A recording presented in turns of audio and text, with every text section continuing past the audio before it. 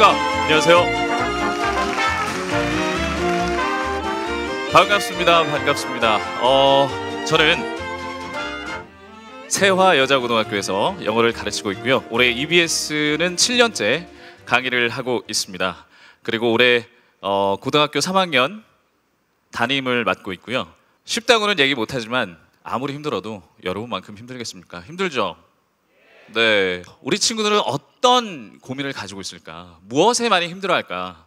라는 거를 조금 알아보기 위해서 포스트잇을 준비를 해가지고 조금 질문을 받아봤습니다. 거기에 대한 답변을 해드리고 시작하도록 하겠습니다. 많은 친구들이 이렇게 더 많이 붙여줬는데 몇 개를 골라봤어요. 그 중에 첫 번째 질문은요, 정기훈 학생, 마산 제1고등학교 정기훈 학생. 기훈아 어디니? 여기 앞에 있구나. 잘생겼다. 저기 기훈이가 그 질문해준 내용은요, 이겁니다. 빈칸 추론 문제에 대해서 질문합니다. 독해를 열심히 해도 제 추리 생각과 좀 많이 다른 답이 나와요. 어떻게 하면 저의 추리와 출제자의 답과 같게 할 수 있을까요? 기출 문제를 많이 풀어봐도 이해가 안 되는 답이 나올 때도 있습니다. 궁금해요. 그래요. 기훈아, 내가 선택한 답이 왜 정답이 안 되고 왜 내가 선택하지 않은 답이 정답이 되는지에 대해서 고민해보고 넘어간 적은 있니? 그래. 그래서 어느 정도 해결이 많이 됐어? 아니요. 그래요. 그게 문제예요. 맞아요. 간단한 그 답변을 드리자면 이것입니다. 우리가 일반적으로 독해 문제를 풀 때 선택지 5개 중에서 3개는 잘 골라내잖아요. 그런데 2개가 남았을 때 어느 것을 할까요? 알아맞혀 봅시다. 이렇게 접근하는 친구도 실제로 있어요. 네. 그런데 영어에서는 그렇게 하면 안 되죠. 기훈아, 너가 틀린 문제에 있어서 지문 속에서 내가 생각할 때 이게 중심 문장이다 라는 느낌을 강하게 가진 적은 없어? 없어. 문제는 거기에 있어요. 빈칸 문제, 모든 학생들이 다 어려워합니다. 그런데 그것의 가장 중요한 힌트가 바로 중심 문장이거든요. 빈칸 문제의 가장 핵심적인 힌트는 바로 앞에 있는 문장도 아니고 뒤에 있는 문장도 아니에요. 중심 문장입니다. 첫 번째 문장이 있을 수 있고 빈칸은 맨 마지막에 등장할 수 있다는 거죠. 그런데 우리가 해설지를 보면은 그런 얘기는 잘 안 나와 있어요. 해설지를 보면은 이 문제는 이러이러한 내용이고 따라서 정답은 몇 번이다. 그렇잖아요. 내가 선택한 답지가 왜 정답이 아니고 내가 선택하지 않은 이 답이 왜 정답이 되는지를 반드시 알고 넘어가야 돼요. 오답의 유혹에 빠지면 안 된다는 얘기죠. 오답의 유혹. 그럴듯하죠? 네. 오답은 어떠한 유혹을 가지고 있냐면 일단 매력적인 오답은 뭘 가지고 있냐면 핵심어는 갖고 있어요. 근데 핵심어 플러스 본문에는 등장하지 않은 내용이 플러스 되는 거예요. 그걸 가려낼 수 있어야지. 내가 선택한 답이 핵심어는 들어가 있지만 이거는 여기에 없는 내용인데 나의 생각이 창의력이 돋아서, 그리고 중요한 거는 특히나 하나의 메인 아이디어가 존재하는 글의 정답을 찾을 때는 철저하게 나의 사적인 생각은 버려야 됩니다. 그리고 대신에 뭘 잡아야 돼? 중심 문장을 잡아야 돼요. 내가 생각하는 중심 문장이 이거다. 어떻게 해요? 그거는 이따가 가르쳐 드릴 거예요. 이따가 강의 중에 가르쳐 드릴 거예요. 여러분 나름대로 영어 공부 그리고 다른 공부들에 대해서 많은 고민들을 가지고 있을 겁니다. 그렇지만 거기에 대한 해결책은 반드시 있어요. 무작정 열심히 하는 게 아니고 내가 지금 가지고 있는 학습범이나 아니면 내가 지금 공부하고 있는 그런 여러 가지 부분에 있어서 어떤 문제점은 무엇인지 그걸 정확하게 진단하셔야 돼요. 그래야 해결책을 찾을 수가 있고 남은 시간 동안에 그것을 최대한 적용하면서 여러분이 상승할 수가 있는 겁니다. 아시겠죠? 그래서 여러분들이 오늘 여기에 오신 거잖아요. 맞죠? 자, 저는 일단 이 얘기부터 한번 시작을 해볼까 합니다. 2016년 수능영어 EBS 연계 변화 3월 31일자 뉴스입니다. 혹시 보신 적 있으세요? 볼까요? 2016년 수능영어 EBS 지문 바꿔낸다. 똑같이 내지 않겠다라는 얘기죠. 조금만 읽어볼까요? 올해 대학 수학 능력 시험 지난해처럼 쉽게 출제된다. 영어에서 EBS 교재 지문을 그대로 사용하는 문제는 축소된다. 교육부는 30일에 이 같은 내용을 블라블라블라블라블라 하면서 결국에 이 내용은 이거잖아요. 대의 파악하고 내용 일치 유형이었습니다. 우리 대의 파악이라고 하면은 어떤 유형이 있죠? 주제, 제목, 요지, 주장, 목적 이런 것들 있죠. 그리고 실용문 2개 포함해서 내용 일치 합이 되면은 총 8문제. 많게는 9문제까지 같은 소재, 다른 지문이다. 여기까지는 보도에 나온 겁니다. 그러면 한 가지 문제를 던져보죠.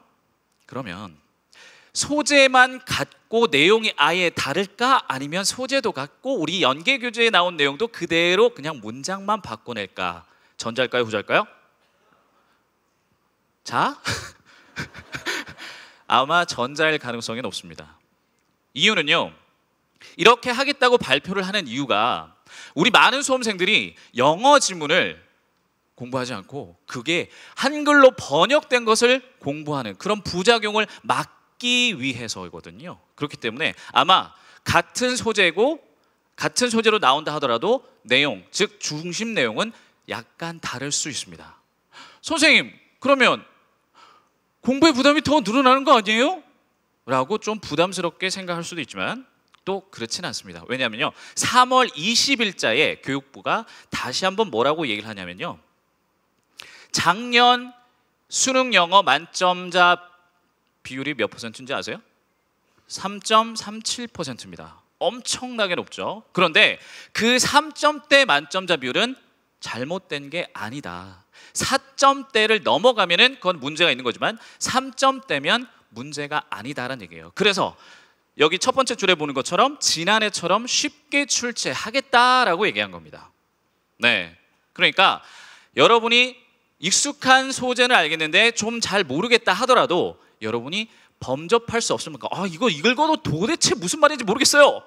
이러한 반응이 나오게끔은 내지 않는다는 얘기입니다. 그리고 이 내용일치 문제 유형은요, 아무리 어렵게 출제하더라도 정답률은 높을 수밖에 없는 조금은 쉬운 유형이에요. 그러니까 너무 부담감 갖지 말자고요. 지금 열심히 공부하는 대로 쭉 해주시면 됩니다. 아시겠죠? 네. 자, 그러면 우리 이제 학습법으로 한번 들어가 볼 건데요. 국어부터 하겠습니다. 자, 국어. 물론 저는 영어 교사입니다. 그렇지만 저 나름대로 여러분에게 정말 소중한 정보를 드리기 위해서 많이 묻고 그리고 저도 연구하고 그래서 또 많은 강의를 또 참고하면서 핵심만 간단하게 설명드리도록 하겠습니다. 자, 국어는 흔히 3가지로 나눌 수가 있죠. 첫 번째는 화법과 작문, 두 번째는 문법과 독서, 즉 비문학이고요. 세 번째는 문학입니다. 3학년 올라와서 3학년 친구들이 많으니까 3학년 올라와서 모의고사를 쳤어요. 그렇죠? 자, 국어 점수를 생각해 봅시다. 쓰라려도 괜찮아요. 아직은 그게 내 진짜 점수는 아니니까. 혹자는 이렇게 얘기하죠. 3월 점수가 수능 점수다. 괜찮겠나? 3월 점수는 수능 점수가 아니에요. 3월 점수는 절대 수능 점수가 될 수가 없을 겁니다. 왜냐? 시험의 성격이 달라요. 그렇죠? 그리고 여러분 생각해 보세요. 3월 점수가 수능 점수면 행복해요?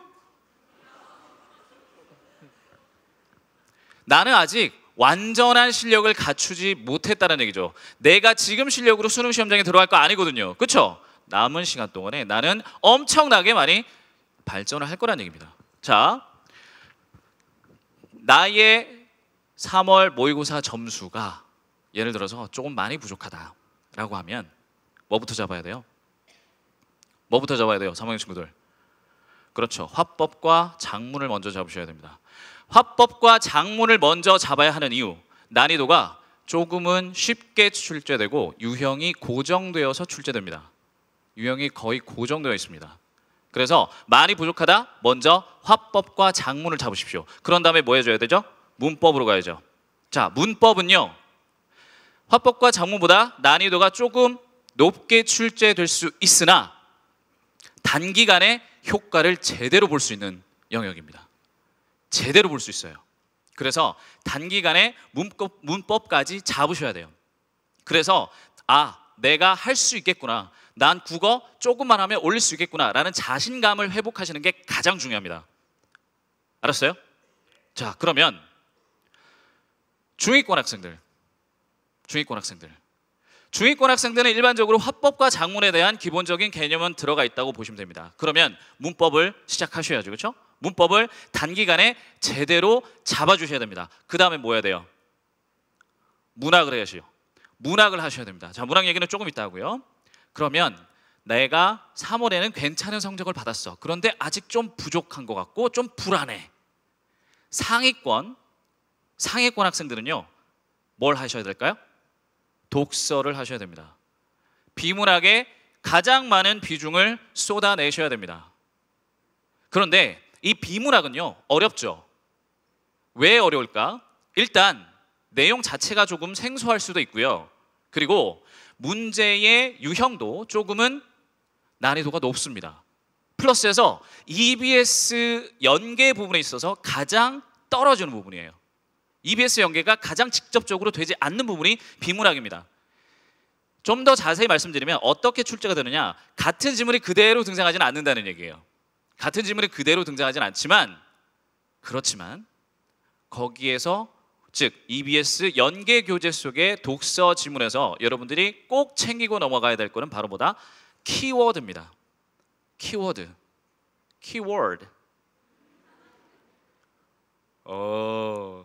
영어 선생님.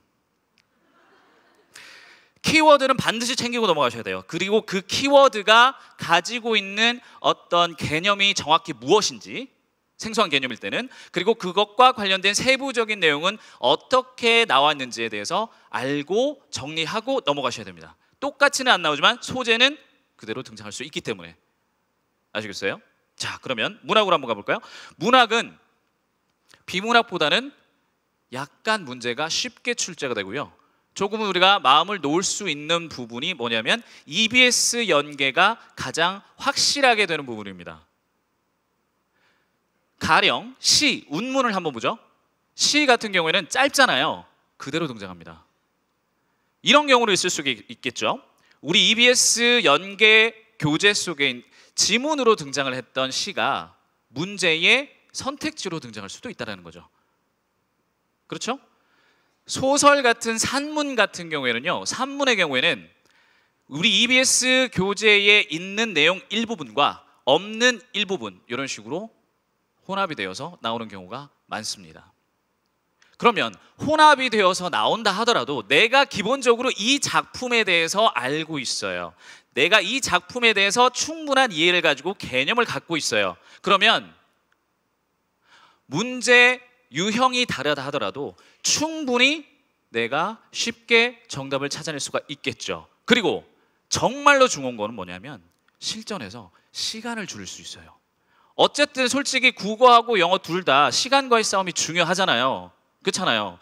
그러한 상황 속에서 그 혜택을 보려면 EBS 연계 교재 속에 있는 문학 작품들은 반드시 제대로 이해하고 내용이 나와 있지 않은 부분까지도 여러분들이 기본적인 내용은 정리하시고 넘어가셔야 된다는 얘기죠.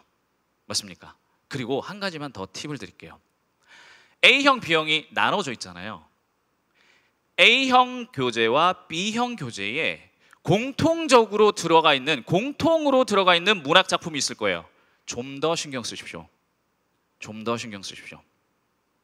자, 간단하게 한번 정리해 볼까요? 조금 부족하다, 화법 작문을 먼저 배우시고 유형 고정돼 있으니까 그런 다음에 문법으로 갑시다. 문법은 살짝 어려울 수 있으나 단기간에 잡을 수 있어요. 자, 그리고 독서는 EBS 연계가 살짝 떨어질 수 있지만 뭘 중심으로 기억해라? 키워드를 반드시 챙기고 넘어가자. 수학으로 한번 넘어가 볼게요. 자, 수학 힘들죠? 네, 저도 수학 참 힘들었어요. 정말 힘들었습니다. 그런데 제가 지금 수학을 정말 힘들었어요 라고 하면서 살짝 웃음을 여러분한테 비췄는데 그게 왜 그런지 제가 제 개인적인 얘기를 살짝만 해드릴게요. 수학은 사실 저에게는요 너무너무 힘든 과목이었습니다. 그리고 제가 아까 그 고3 담임이라고 했잖아요. 3월 달에 이제 아이들을 많이 데리고 면담을 해보니까요, 수학을 너무 힘들어하는 친구들이 많더라고요. 야, 수학이 왜 힘들어? 수학이 왜? 그랬더니 어떤 친구는 이렇게 얘기하더라고요. 아, 공부할 때는 제 거 같은데요, 시험 문제 풀 때는 제 게 아닌 것 같아요. 이런 거죠. 이런 노래 있잖아요.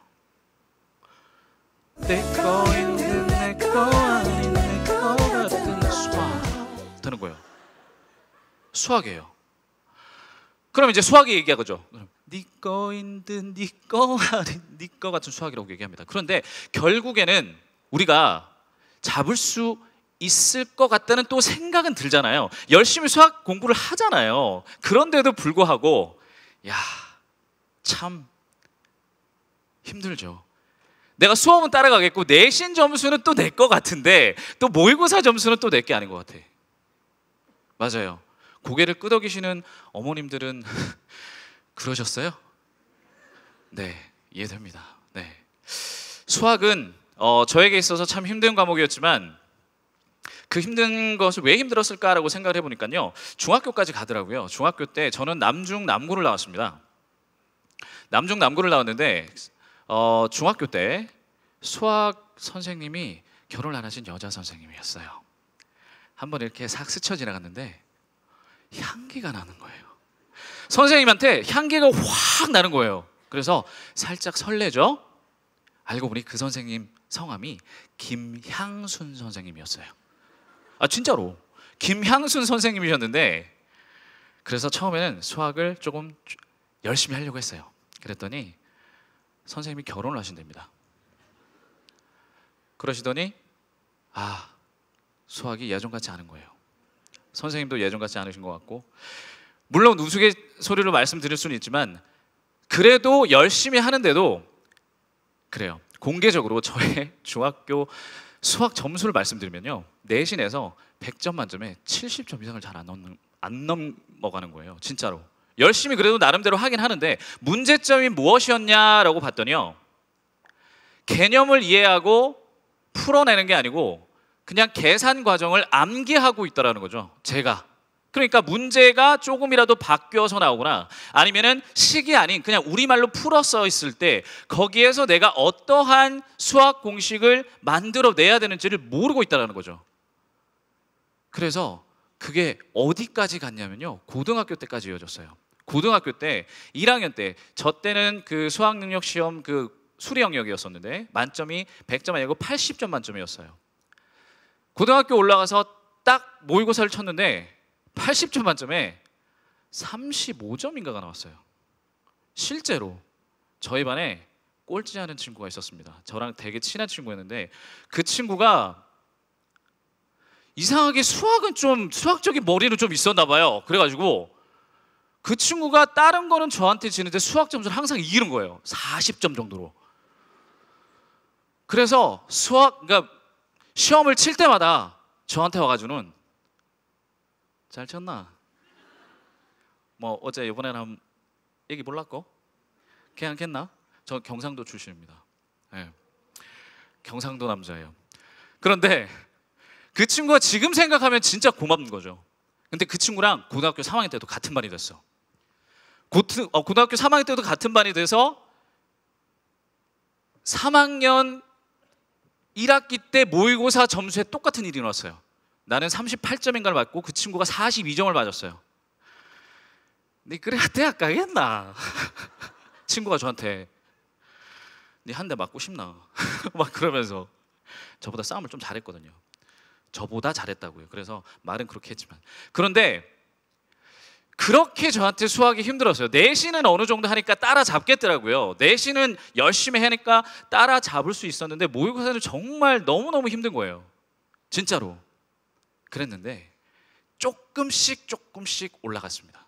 정말 2점씩 3점씩 이런 식으로 올라가더라고요. 그래서 여름방학이 끝나고 처음 모의고사를 쳤는데 9월이었어요. 제가 처음으로 46점을 맞았습니다.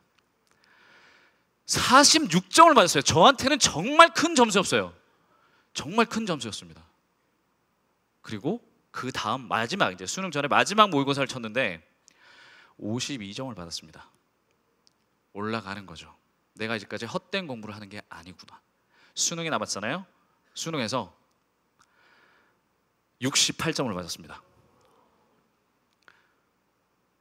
제 자랑같이 제가 말씀을 드리고 있지만 결국에는 그렇게 중학교 때부터 저를 힘들게 했던 그 수학 때문에 제가 원하던 대학교를 갈 수 있었습니다. 여러분에게 제 말씀을 왜 드리냐면요, 같은 아니면 비슷한 상황일 수 있거든요. 열심히 한다고는 하는데 왜 점수가 안 나올까? 지금은 얼마든지 틀릴 수 있습니다. 지금은 얼마든지 틀려도 괜찮아요. 그렇지만 정말 중요한 거는 내가 풀 수 있는 문제를 틀렸을 때 괜찮네 이러고 넘어가라는 얘기가 아니라 내가 푼 문제 중에서 나 혼자 해결할 수 있었던 부분은 어디까지며 내가 막혔던 부분이 어디인지를 반드시 진단을 하고 거기에 대해서 절대 그냥 넘어가면 안 되죠. 나보다 수학을 잘하는 친구나 그 친구가 설령 꼴찌라고 하더라도, 그죠? 그 친구한테 물어보거나 아니면 선생님 아니면 해설지를 통해서 정확하게 진단을 하고 넘어가 주셔야 됩니다. 그렇죠? 그렇게 공부하고 계세요? 여보세요? 수학의 개념이라는 게 있습니다. 그렇죠? 개념서가 있지 않습니까? 수학의 땡땡도 있고요. 그렇죠? 그다음에 개념 땡땡도 있고요. 어떤 아이는 힘이 좀 센가 봐요. 그렇죠? 그런 애도 있어요. 네. 다양하게 있지만 그 세 가지의 개념서에 공통점이 있죠. 뭡니까? 두껍습니다. 두꺼워요. 왜 두꺼울까요? 개념 설명이 많거든요. 설명이 많거든요. 그러면 묻겠습니다. 나는 그 개념서에 있는 모든 개념적인 설명을 100% 내 것으로 이해하고 내 지식에 꽂은 다음에 문제로 넘어가느냐, 아니면 이건 내가 아는 거야. 그렇지. 그러면서 문제로 바로 들어가느냐. 여러분한테 묻겠습니다. 전자입니까? 후자입니까? 후자가 많다라는 거죠. 그러면 아직 내가 개념이 조금 부족하다고 생각이 드는 친구는요, 6월 모평 전까지 내가 좀 부족한 부분에서 어떠한 개념이 내가 확실히 머릿속에 담고 있지 못하고 있는지를 한번 챙겨보라는 얘기입니다. 틀리거나 모르는 문제에 있어서 공부법, 아까 조금 살짝 말씀드렸는데요, 뭐냐면 내가 내 힘으로 풀 수 있는 부분이 어디까지인지, 그리고 내가 생각해내지 못했던 부분은 어디까지인지. 연습장에 문제 푸시잖아요. 막히는 부분 있죠. 그럼 그 막히는 부분에 대해서 여러분이 수업 전에 체크하고 넘어가세요. 예습을 하고 계시냐고 제가 묻고 있는 겁니다. 예습하고 계세요? 왜 한 명밖에 대답 안 해? 예습 많은 친구들이 모든 경우에 마찬가지, 모든 과목에 마찬가지인데 특히나 수학 같은 경우는요, 예습 없이 그냥 복습만 열심히 하시오. 선생님이 이렇게 풀었다, 나도 그렇게 풀어야지. 그런데 수업 시간에 들어갈 부분에서 내가 모르는 부분이 어디까지인지를 확실히 한번 따져보고 들어가자고요. 그렇게 공부하고 계신가요? 여보세요? 그렇지 않은 친구들이 많다는 얘기입니다. 문제점은 거기에서 출발하는 거예요. 개념이 제대로 잡히지 않고 있거나 아니면 내가 아는 부분과 모르는 부분이 제대로 명확하게 구별이 되지 않은 상태에서 수업을 듣는다는 거죠. 물론 선생님과 수업 들으면 이해한다고 볼 수가 있죠. 이해가 됩니다. 그렇지만 그걸 갖다가 또 내 것으로 만들기 위해서 복습의 과정을 충분히 또 거쳐주셔야 되는 겁니다. 만약에 정말로 내가 생각해내지 손도 못 대는 문제가 있다, 손도 못 대는 문제가 있다고 하면요, 그 문제에서 내가 그래도 이 개념이 쓰이겠지라고 생각하는 것을 한번 끄적여 보라는 거예요. 그 정도는 우리가 체크를 해주자고요. 수업 전에 말이죠. 선생님하고 같이 풀기 전에. 자, 내신은 괜찮은데 모의고사는 0. 내신 문제와 모의고사 문제의 차이점을 한번 생각을 해보십시오. 수식이 나와 있는 경우가 많은지, 아니면 수식은 없고 수식을 어떤 식으로 이끌어내는 그러한 도입 부분이 많은지. 응용됐다라고 하죠. 개념은 아는데 응용이 안 돼요. 그러면 문제를 좀 더 푸셔야죠. 문제는 EBS 연계 교재를 위주로 풀어주시면 되는 겁니다. 모든 문제에서 내가 모르는 게 없을 때까지, 내가 틀렸던 문제, 오케이, 나는 여기까지 알아. 그런데 여기서부터는 모르겠어. 체크하시고 선생님한테 질문하시고, 그렇구나, 이해되면 처음부터 끝까지 내 것으로 다시 한번 풀어주셔야죠. 그렇잖아요. 그래요. 시간이 많이 걸릴 수밖에 없다는 얘기입니다. 자, 그러면 영어 부분을 한번 들어가 보도록 하겠습니다. 자, 영어에서 수능 개념이라는 교재가 있어요. 개념 들었던 친구분 혹시 손 들어주세요. 개념 들었던 친구는. 제 거 아니더라도 수능 개념 들었던 친구들. 오케이. 생각보다 많지가 않습니다. 개념이라고 하면요, 우리가 크게 두 가지가 있습니다. 기본기예요. 영어에서의 개념은 기본기입니다. 그 기본기는 단어, 어휘력과 그 다음에 구문 실력이 있어요. 구문, 그렇죠? 그런데 단어는 우리가 아까도 말씀드렸지만 여러분이 스스로 공부하는 나름대로의 교재가 있잖아요. 그런 것들을 계속해서 해주시고요. 우리 3학년 친구들이 많으니까 제가 팁을 하나 드릴게요. 수능 특강이라는 교재를 가지고 공부를 하고 있을 겁니다. 맞나요? 그래요. 수능 특강을 공부를 하시는데 거기에 수능 특강 안에 몇 개의 지문이 있는지 아세요? 안 세어봤죠? 난 그런 것도 세어본다. 279개의 지문이 있습니다. 그냥 300개라고 하자고요. 내가 만약에 모르는 단어가 3개가 있다고 칩시다. 그러면 곱하면 몇 개가 됩니까? 900개죠. 결코 적지 않은 개수입니다. 수능이 쉬워진답니다. 장담하건대 수능 특강 교재 한 권에 여러분이 모르는 단어의 80%만 여러분의 것으로 만들어도요, 시험 때 내가 이 단어만 알았다면 이 문제 틀리지 않는 건데, 이런 핑계는 없을 겁니다. 중요한 단어는 계속해서 등장합니다. 수능 완성 교재 인터넷 수능에서도 계속해서 등장할 거예요. 그렇죠? 아까 몇 번 보라고요? 7번에서 8번 보라고 그랬습니다. 우리가 바보가 아닌 이상은 그렇게 많이 넣어주는데 머릿속에 들어가지 않겠습니까? 충분히 우리가 보지 않고 있다는 얘기예요. 자, 그러면 구문은 어떻게 잡아야 되느냐? 구문은 일반적으로 문법이라고 생각하시면 되는데, 문법은 규칙이고요. 그 규칙이 문장 속에 들어가 있을 때 하나의 패턴으로 우리 눈에 보이는 게 바로 구문입니다. 자, 그러면 구문을, 아니면 문법이라고 합시다. 어법 교재 괜찮아요. 문제를 풀기 위한 어법 교재 말고 말 그대로 개념서 있잖아요. 그거 여러분들 나름대로 한 권씩 가지고 계실 겁니다. 그 시중의 교재이든지 아니면 학교에서 선생님이 직접 만들어 주신 교재이든지 아니면은 제가 여기서 말씀드리는 수능 개념 교재이든지, 저의 개념 끝 강의가 있고요. 그리고 윤현주 선생님의 탑이 있고요. 그 다음에 주혜연 선생님의 해석 공식이 있습니다. 그 세 가지 중에 하나를 안 들었으면 들어주세요. 언제까지? 6월 모평 전까지. 6월 모평 전까지 들어주시는 게 좋습니다.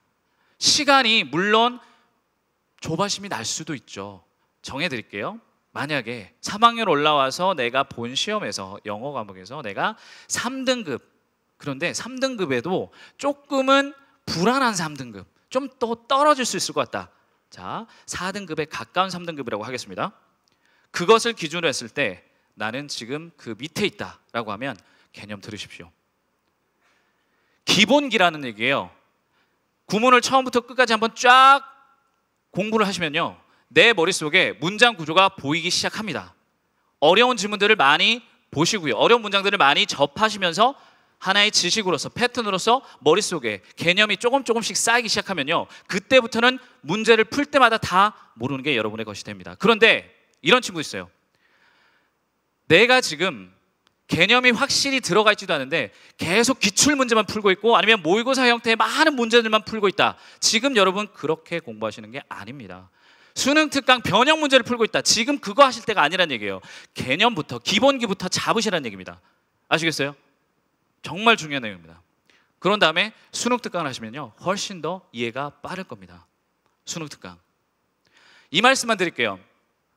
학교에서 마찬가지로 수능 특강 많이 다루고 있죠. 학교 선생님하고 수업을 하고 계시는 경우가 많을 겁니다. 그러면 묻겠습니다. 예습을 하고 들어가시나요?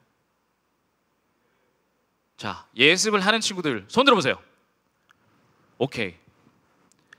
예습에 대해서는 조금 이따가 다시 구체적으로 한번 묻겠습니다. 예습과 그 다음에 수업, 그런 다음에 복습, 요 세 단계를 학교 선생님하고 수업을 할 때, 예습, 그 다음에 수업, 그 다음에 복습, 요 세 가지를 나는 다 모두 한다. 손.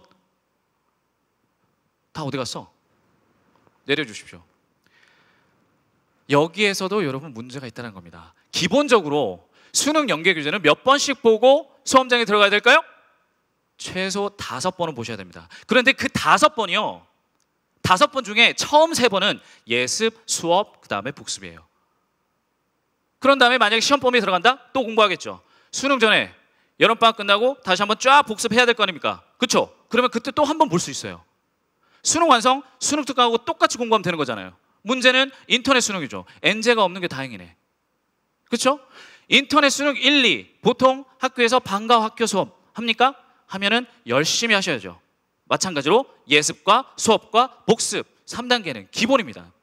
만약에 학교에서 수업을 하지 않는다 그러면 인강 확인하셔야죠. 다 인덱스 기능 있지 않습니까? 다 들으실 건지 아니면 내가 이거는 안 들어도 되겠다, 내가 여기 있는 거는 다 내 혼자서 이해할 수 있다, 아 그렇지만 이것은 무슨 내용인지 모르겠다, 우리말로 번역은 되는데 도대체 무슨 말인지 모르겠다 라고 해석을 하시면, 그런 생각이 드시면 그때는 들으셔야 됩니다. 그 지문만 선별하셔가지고. 인터넷 수능 지금 막 말씀드렸어요. 모든 연계 교재가 다 공부하는 방법은 크게 다르지 않습니다. 자, 4번과 5번의 수능 완성과 고교 영어 듣기 부분에 대해서 살짝만 말씀드릴게요. 수능 완성에는 유형편이 있고 실전편이 있어요. 실전편에는 작년 기준 6회분의 모의고사가 있습니다. 맞죠? 그러면 거기에서 17문제 듣기 한 세트가 있겠죠. 그게 6회니까 곱하면은 어떤 숫자가 나오겠죠. 그죠?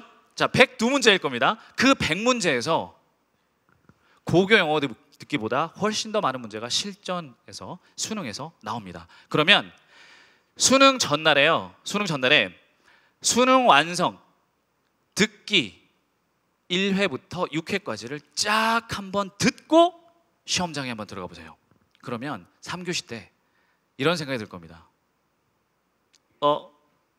이거 어제 들은 건데. 이번도 어제 들은 건데. 그러면서 자신감이 생겨납니다. 자신감을 가지고 3교시에 임한 거와 그렇지 않은 경우는 엄청나게 큰 차이가 있거든요. 아시겠죠? 자, 고교 영어 듣기는 매일매일 조금씩 한 20분에서 30분 해 주시는 거 필요합니다. 그리고 고교 영어 듣기에서 6월과 9월 모평에 많은 문제들이 연계가 될 겁니다. 듣기는 그냥 1번부터 15번까지 EBS 교재에서 나온다고 생각하시면 돼요. 그런데 100% 똑같은 대화가 나오지는 않습니다. 어느 정도 기본적인 설정은 똑같이 가되 세부적인 거는 달라질 수 있어요. 예를 들어서 수치 파악하는 거, 그렇죠? 3점짜리죠? 일반적으로. 그러면 숫자가 바뀌어 나옵니다. 항목이 바뀌어서 나와요. 그러면 새로운 문제예요. 숫자 얘기가 나왔으니까 그런 유형을 많이 들리는 친구들한테 조언 한 가지만 해드리면요, 관건은 이겁니다. 내가 들리는 숫자가 내 손으로 얼마나 빠르고 정확하게 쓰여질 수 있느냐, 그거예요. 그거 잘 안 되신다? 연습하십시오. 그것만 연습하시면 분명 정답률을 높일 수가 있을 겁니다. 자, 시간을 절약하는 2가지 방법. 첫 번째는요, 유형별로 조금 문제 푸는 습관을 달리 해주는 거예요. 예를 들어서 일치 불일치 문제나 아니면 도표 문제 있죠. 이거는 5번부터 보셔도 됩니다. 사실 5번부터 보셔도 되고요. 도표 같은 경우는 4, 5, 3, 2, 1 이런 식으로 풀어주셔도 조금은 시간이 세이브가 됩니다. 한 가지 더요. 여러분이 많이 힘들어하는 유형 중에 순서 문제가 있어요. 그렇죠? 자, 순서 문제는 주어진 네모 속의 내용을 일단 제대로 이해를 하시고요. 그 다음에 A, B, C 순으로 하지 마시고 C, B, A 이런 식으로 한번 해보세요. 훨씬 더 쉽게 문제가 풀리는 경우가 많습니다. 이런 식으로 문제 유형에 따라서 내가 풀어야 되는 그런 루틴이 내가 많은 문제를 통해서 체화가 되면은요, 그래서 이거는 이렇게 풀어야지 생각하기 전에 내 몸이 먼저 그렇게 풀어낼 수 있을 만큼 많은 문제를 통해서 체화를 하시면은 얼마든지 많이 시간을 줄일 수가 있습니다. 한 가지 더 있습니다. 방법 뭐냐? 그것은 바로 연계 교재를 열심히 공부하시는 겁니다. 연계 교재를 열심히 공부하시면은요, 같은 소재 다른 지문으로 나온다 하더라도 익숙하고 내용을 내가 아는 경우가 많기 때문에 다른 유형으로 연계가 된다 하더라도 정답률을 훨씬 더 쉽고 빠르게 정답을 찾아낼 수가 있습니다. 그러면 시간이 많이 세이브 되겠죠. 그 시간은 당연히 연계되지 않은 어려운 지문들에 할애를 하시면 됩니다. 한 번 읽은 거와 2번 읽는 것은 큰 차이가 있기 때문에. 아까도 말씀드렸습니다. 중심 문장을 제대로 찾아야 된다, 기훈아. 그치? 자, 중심 문장을 제대로 찾는 거 많습니다. 그렇지만 요 두 개의 강의만 제가 추천을 드립니다. 제 강의입니다. 개념인데 30강짜리에서 24강과 25강 요거 두 개만 여러분들이 확실히 들어주세요. 그러면 아, 이런 게 보이면 중심 문장이구나, 눈에 보일 겁니다. 감이 온다는 얘기예요. 그리고 새로운 질문을 통해서 내가 그것들이 내 눈 안에 들어오면 문제는 훨씬 더 쉽고 빠르게 풀어낼 수가 있습니다. 교재 없어도 돼요. 교재 없어도 되고 그냥 보십시오. 자료는 다 올라가 있습니다. 24강, 25강 이렇게 공부를 해주시면 되겠습니다. 자, 학습법인데요. 예습, 복습의 생활화. 아까 제가 예습에 관련돼서 좀 강조를 드렸었는데 보세요. 이런 학생들이 있습니다. 학생 A. 나는 지금 어떤 학생인지 한번 살펴보세요.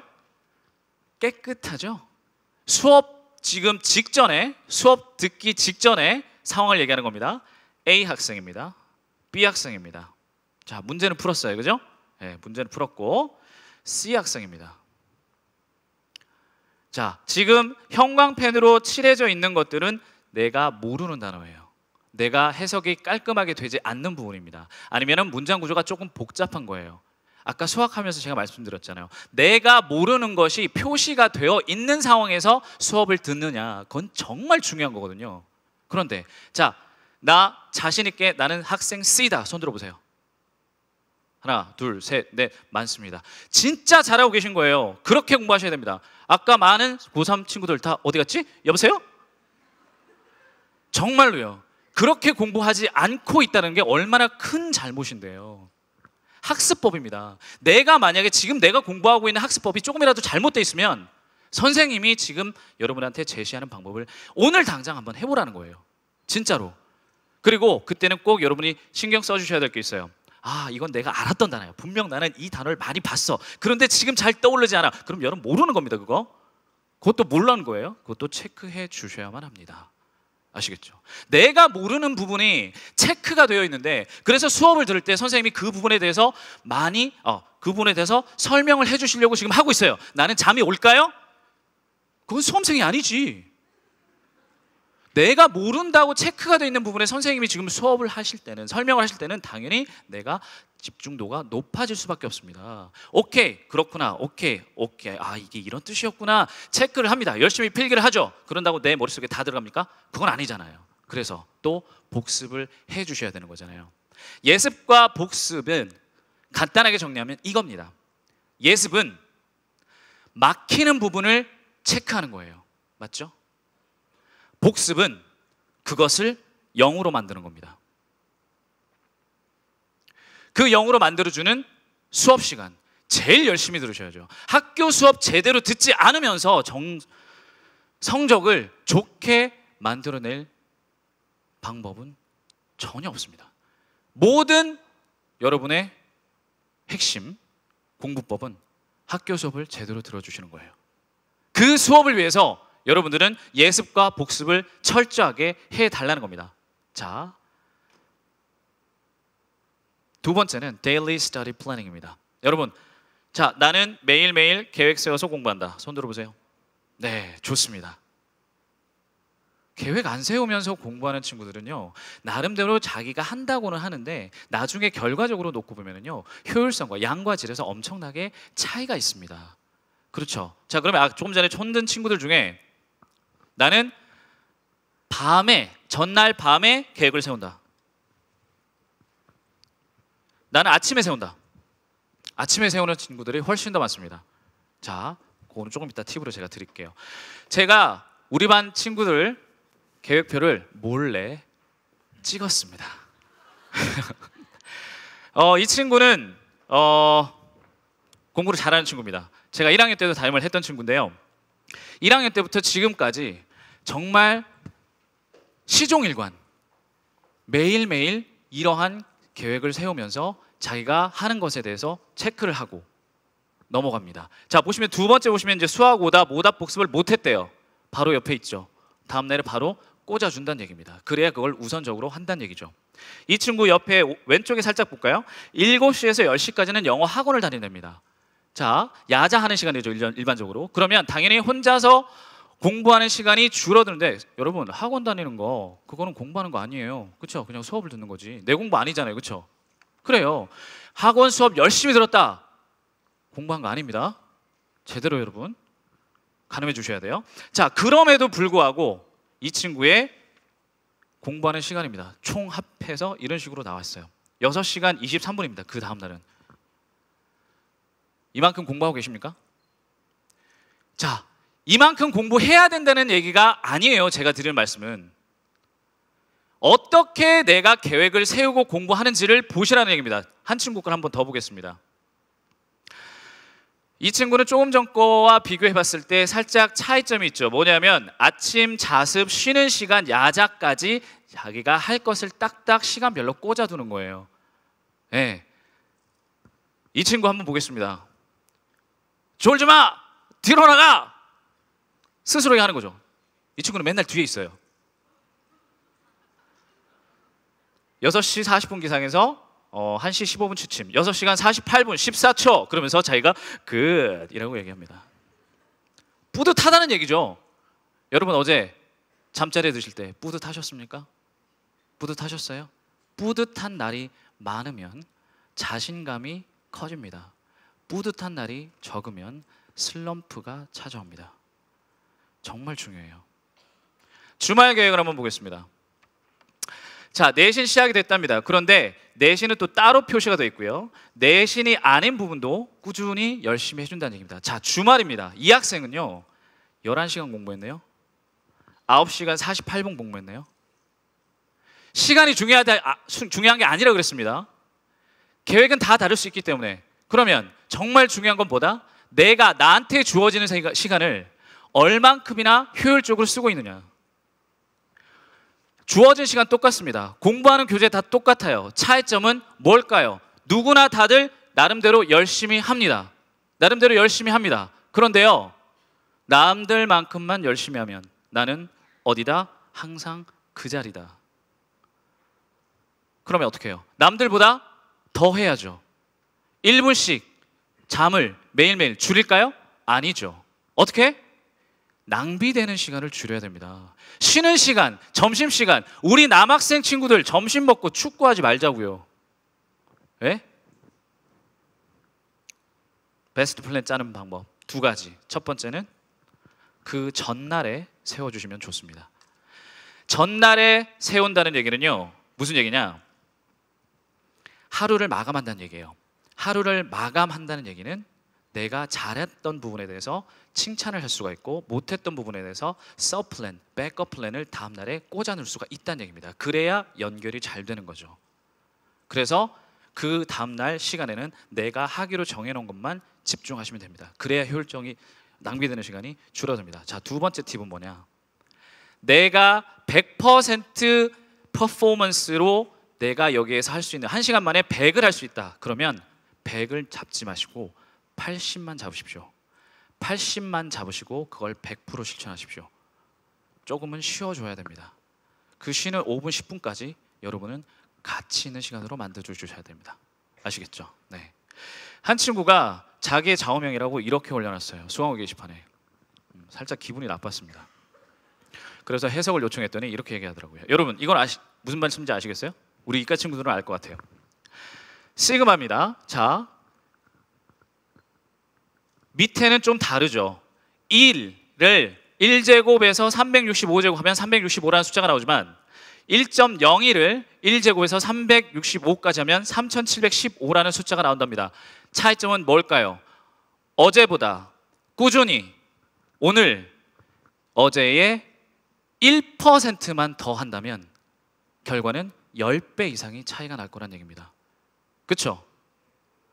조금 전에 말씀드렸습니다. 남들보다 조금 더 해야 된다 그랬죠? 그러려면 어떻게? 뭐가 준비되어 있어요? 계획이 세워져 있습니다. 낭비되는 시간이 줄여야 된다는 얘기죠. 낭비되는 시간을 줄이려면 계획을 잘 쓰셔야 됩니다. 80 잡으시고 100을 실천하십시오. 자, 우리 한번 읽어볼까요? 시작. 좋아요. Sincerity prevails. 진심은 통한다는 겁니다. 진심은 승리한다는 얘기죠. 제가 영어 문구를 하나 가지고 왔습니다. 이렇게 끊어 읽으시면 됩니다. Success in life comes when you simply refuse to give up, with goals so strong that obstacles, failure, and loss only act as motivation. 인생의 성공은 언제 온다?